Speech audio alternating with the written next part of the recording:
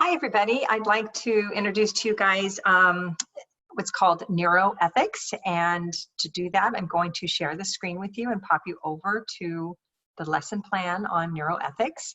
And neuroethics is also, I could call it brain studies. It's investigating the whole interplay between like brain research and our behavior, specifically focusing on our moral behavior.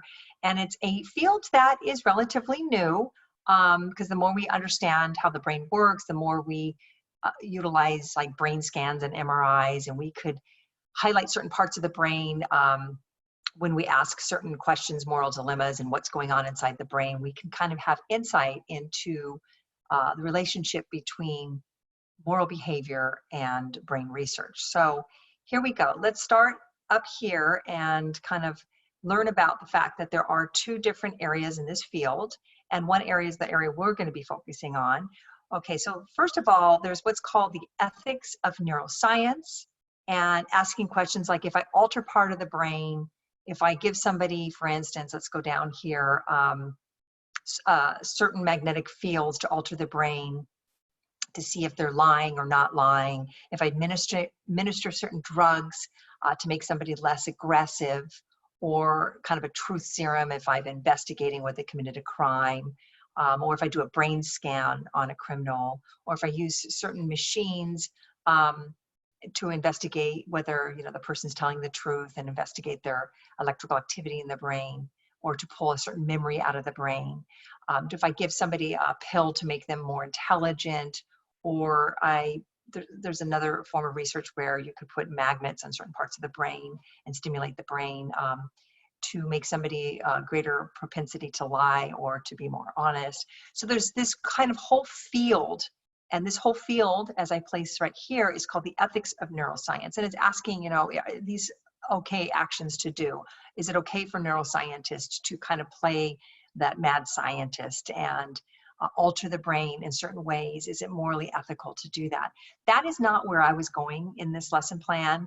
That is an interesting field. I have two small articles on it where, just to introduce it to you, the ethics of doing that kind of research, whether that's acceptable or not from our scientific standards today. There's that whole question of morality within ethical research.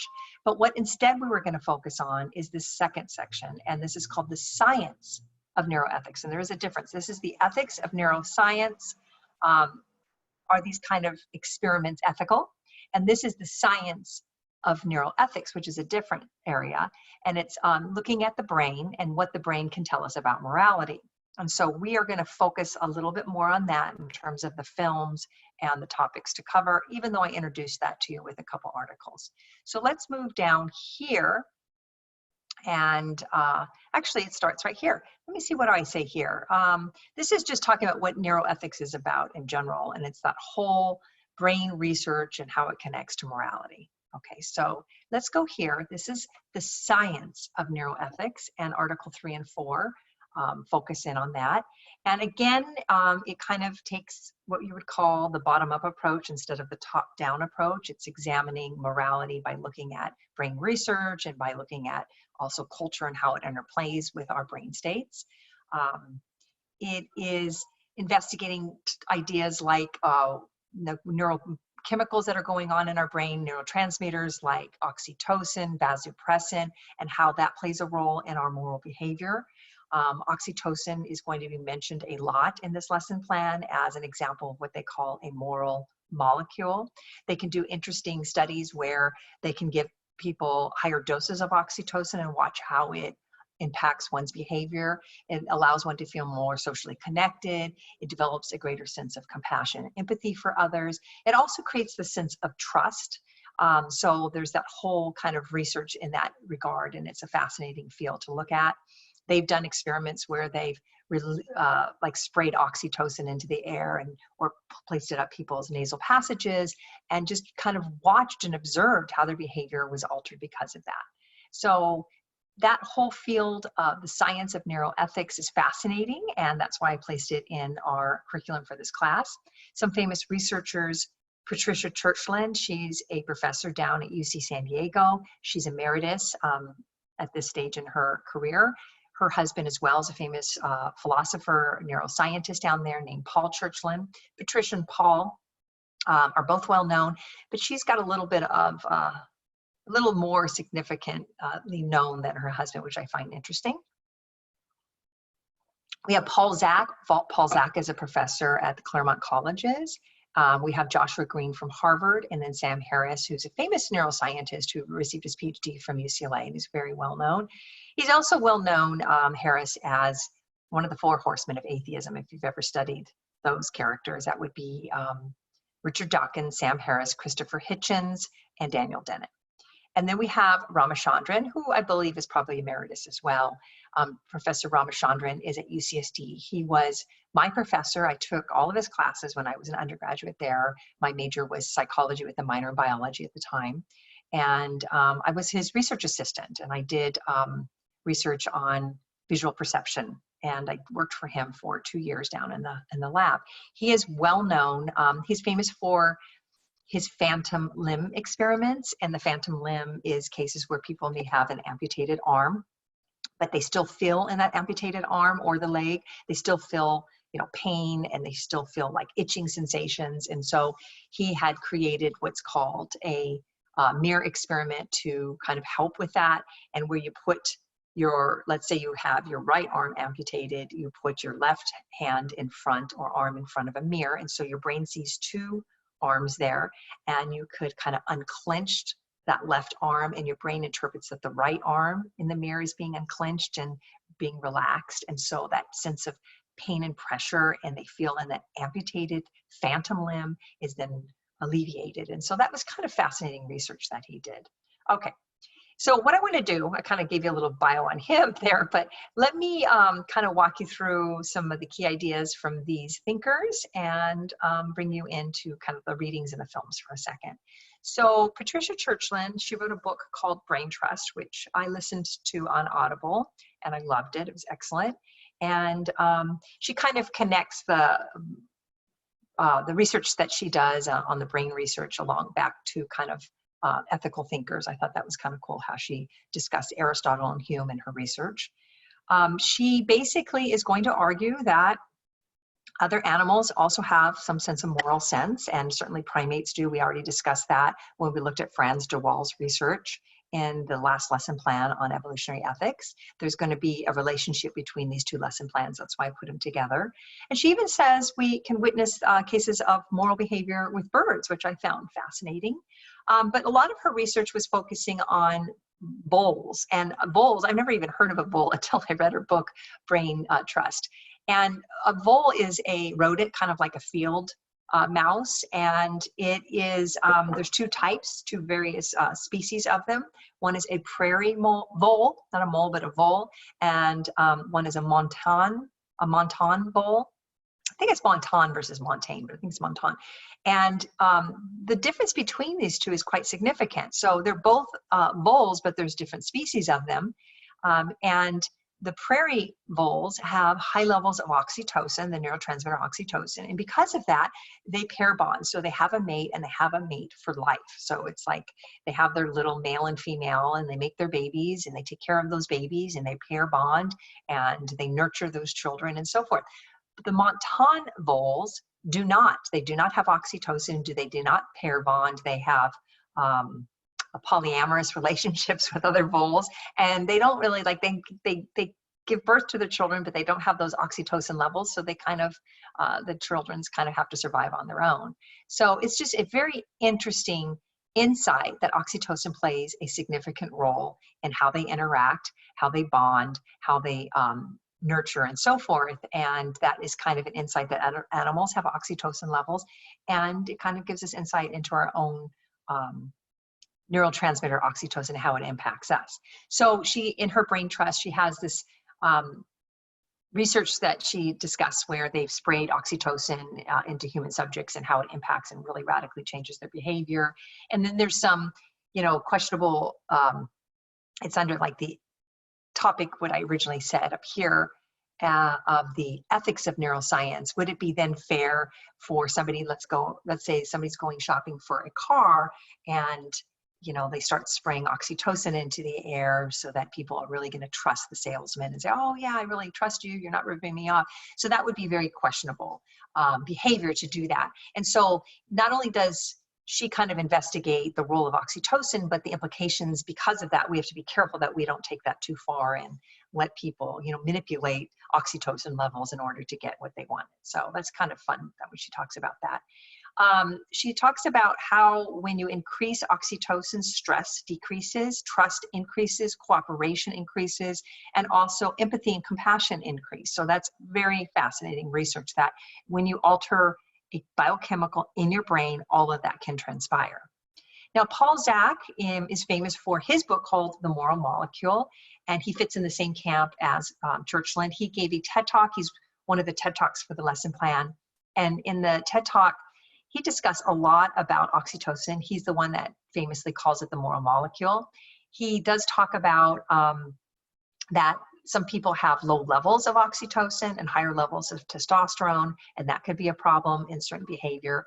Males and females have oxytocin, so it's not just a female hormone or moral molecule. It's in both the male and the female. But some human beings, and he mentions about 5% of the population don't release high levels of oxytocin. I put exclamation there because that's quite significant to say that some people, it really maybe helps you understand that not everybody has that empathy molecule. And so I don't know if this is the same reaction you would have, but it makes me think I wouldn't want to judge somebody. You immediately want to judge them. Oh, they don't have empathy. Oh, they're not sociable characters. They lack trust. They lack sociability and humaneness and all of that. But if you understand at the biochemical level, they don't have the tools to have those feelings.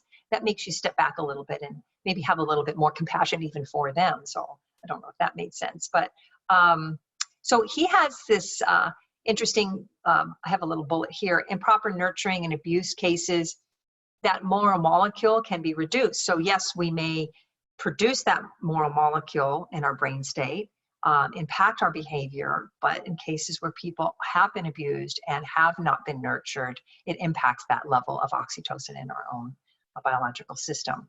He has, in the TED Talk, he talks about how you can actually increase your oxytocin every day and certain things that you can do. And sadly enough, we can't do that during a pandemic situation. But one thing he mentions is hugging people. When you hug somebody, when you connect with somebody, oxytocin is immediately released. And he said a solution for having high levels of oxytocin is 8 hugs a day, which I thought was interesting. 8 hugs a day is where you can maximize your oxytocin levels, of which we are now in that 6 to 12 feet apart from people not getting our oxytocin. Maybe that's why we're all kind of going insane while we're in quarantine here. So interesting, Paul Zak. And then let's move here to Joshua Green. And he's, is Joshua Green? I thought he was from Harvard. So, okay, I have him here at Princeton. So he does a lot of work on MRI, and that's doing brain scans and understanding how it connects to morality.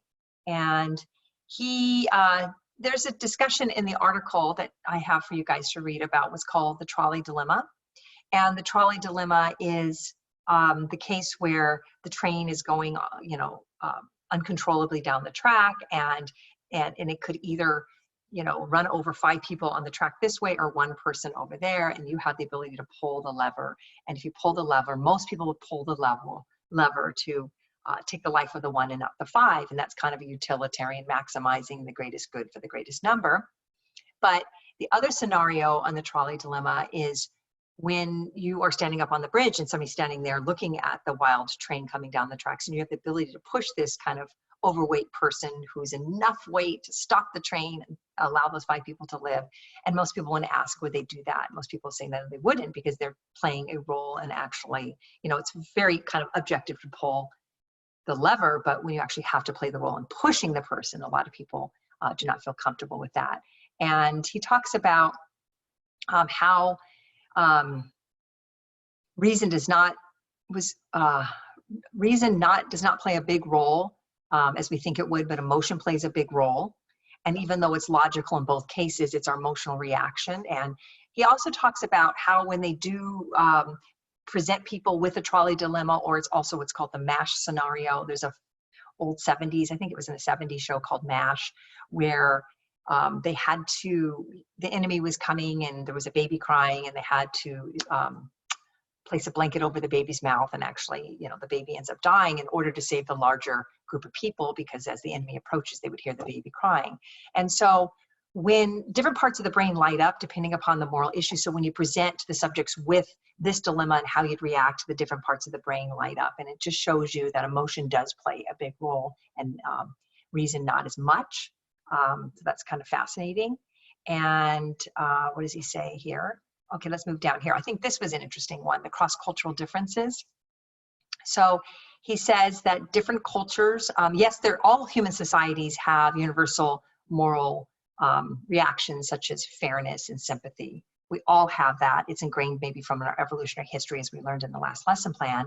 But that culture does play a role, and that different cultures produce different kinds of moral intuition, he says, different kinds of brain states, so to speak, and they start getting shaped as the child is at a relatively young age. And so, yes, there's some universals, but there's also some nuances based on one's cultural upbringing. And it's kind of the nurture versus nature debate, and it's argued that it's both. It's both nature, and that's the evolutionary moral universal principles that we all ascribe to, and then there's nurture, and our background also plays a role in the wiring of our moral judgments. So let's move here to Sam Harris. He wrote a book called Moral Landscape: How Science Can Determine Moral or Human Values. And he does a really good job in his TED Talk, and that was assigned for you. And Moral Landscape is also a possibility if you wanted to read it for your research project. It's 5 chapters.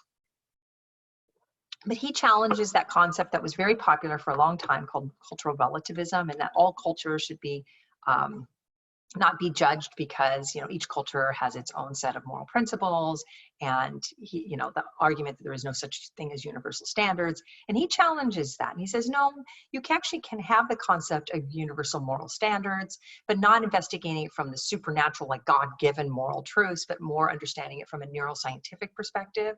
And his argument is kind of coming from Aristotle that, you know, the whole point of the human being is to flourish and to have a sense of well-being and eudaimonia, as I've mentioned many times. He compares this to kind of a health, that the health of the mind, the health of the body. We need to understand there's also the health of the brain.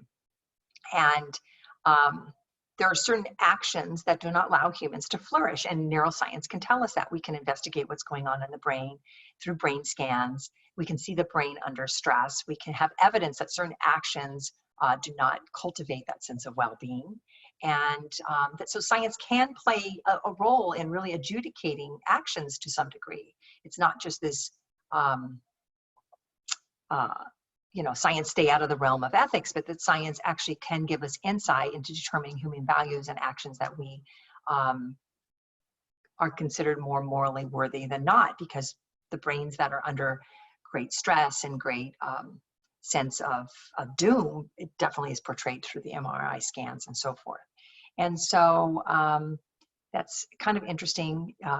Non-judgment or total tolerance is not a good option. So just kind of stepping back and say, oh, that country does that or that culture does that, and we have no right to judge. He says, well, you know, as a human being, just looking at it not as a culture, but as a human being, the human brain definitely will portray when it's living well and flourishing and not, and science can give us insight. So there is a little bit of room for kind of universal standards, and that cultural relativism is challenged by him in that context. Now let's look at Ramachandran for a minute. Ramachandran is a professor from UC San Diego. And oh, I already mentioned him up here, didn't I? When I talked about, where is he? When I mentioned him right here and I talked about the phantom limb. So let me tell you what he's known for in this field. He's known for his research on mirror neurons. And mirror neurons, it said that human beings developed mirror neurons back like 75,000 years ago in our evolutionary history.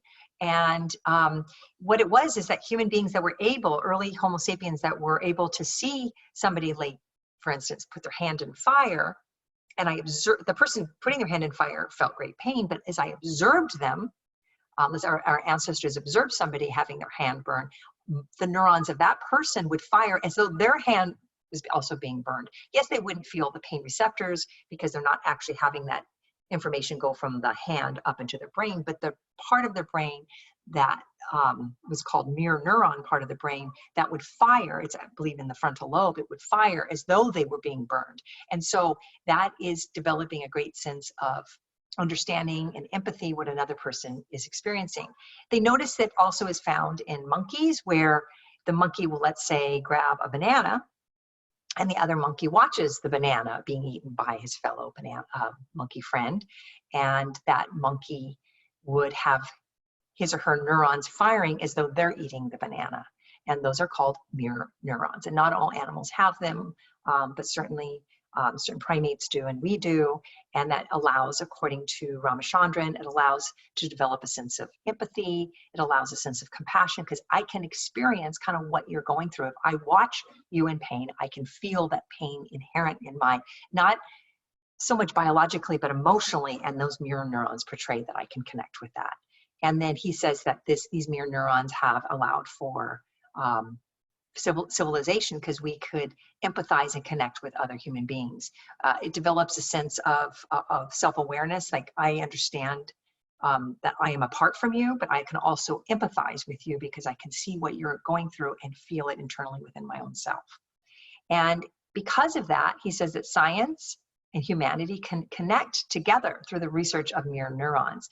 That science, the study of mirror neurons, and humanities, this whole concept of civilization and well-being of humans, those two fields can actually connect through this research.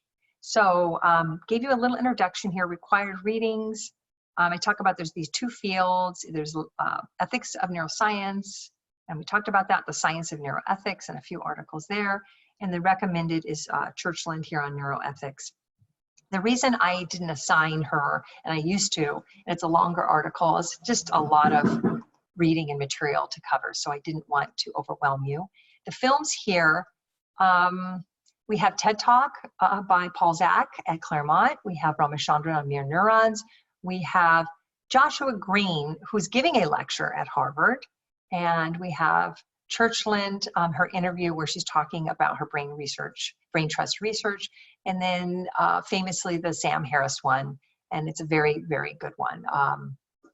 So it's 18 minutes, and then at the end, there's 5 minutes of questions and answers. So if you just watched his actual presentation, you can skip the questions and answers. And then a couple tiny little films on the ethics of neuroscience. And oxytocin, here we go. I have this really cool TED Talk by this neuroscientist named Jill Taylor. And she has a stroke, and it kind of, I say it's a student favorite. It is. A student is the one that shared that with me, and I loved it, and I put it up there, and I think it's just a fantastic optional extra credit TED Talk if you're interested in it.